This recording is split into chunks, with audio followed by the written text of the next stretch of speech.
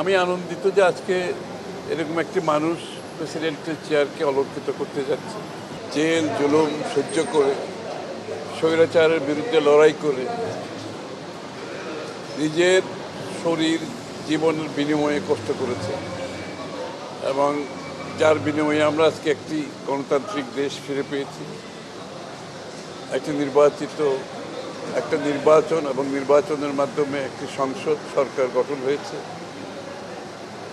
অতি প্রত্যাশিত এই বিষয়ে তার ভূমিকা অগ্রভাগে ছিল, এটা আমরা সবাই জানি।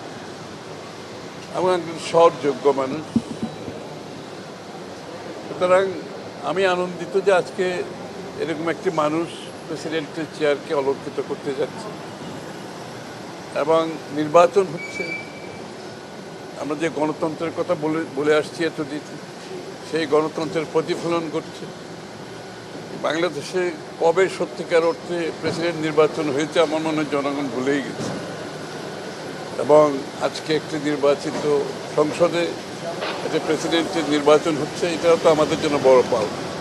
এবং এই ধারা আমাদেরকে গণতান্ত্রিক ধারা, যার জন্য আমরা লড়েছি, কষ্ট করেছি, জনগণ প্রাণ দিয়েছে, ত্যাগ স্বীকার করেছে, নির্যাতিত হয়েছে, এই ধারাকে আমরা অব্যাহত রাখতে হবে।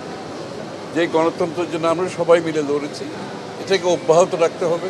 গণতন্ত্রের সংস্কৃতি অব্যাহত রাখতে হবে।